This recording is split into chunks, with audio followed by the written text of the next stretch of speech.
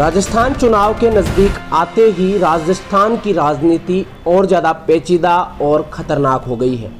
राजस्थान की राजनीति में एक और नया मोड़ 11 अप्रैल के बाद से माना जा रहा है। वहीं वसुंधरा पर किए गए इस प्रहार के बाद वसुंधरा ने अपनी चुप्पी तोड़ दी है। कहा जा रहा है कि भागवत कथा में राजे रौद्र रूप में नजर आई है और विरोधियों पर प्रहार किए। जहां सचिन पायलट ने वसुंधरा राजे की सरकार में हुए भ्रष्टाचार के खिलाफ कार्रवाई न करने के चलते अपनी ही सरकार के खिलाफ धरना दिया था। कहा जा रहा है कि ये प्रहार केवल वसुंधरा राजे पर ना होकर गहलोत पर भी बराबर था। वसुंधरा राजे ने कहा, हमें चिंता नहीं उनकी, उन्हें चिंता हमारी है। हमारी नाव के रक्षक सुदर्शन चक्रधारी हैं। वहीं उन्होंने एक कहानी भी शेयर की। उन्होंने कहा, मैं आपसे एक कहानी साझा करना चाहती हूँ।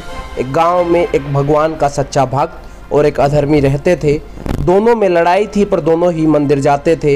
एक दिन अधर्मी ने पुजारी के कान में कहा कि पिछले दिनों मंदिर से जो गहने चोरी हुए थे वो उस दूसरे व्यक्ति ने चुराए थे।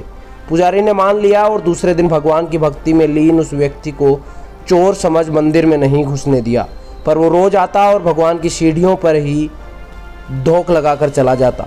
एक दिन वो भगवान की सीढ़ियों पर धोख लगाकर घर जा रहा था, तभी अचानक कार से टकरा गया।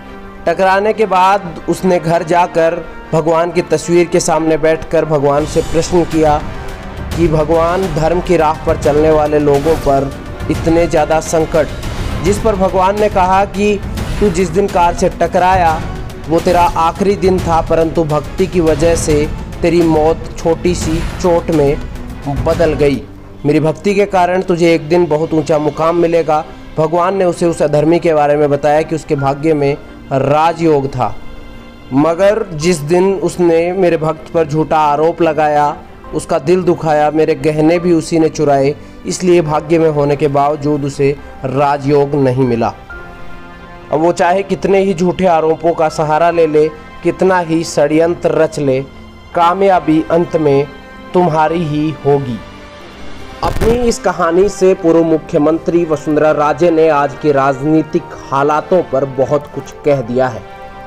बता दें कि डूंगरपुर में भाजपा के विधायक गोपीचंद मीणा ने एक भागवत कथा का आयोजन किया था, जिसमें वसुंधरा राजे ने भी इस कार्यक्रम को संबोधित किया था।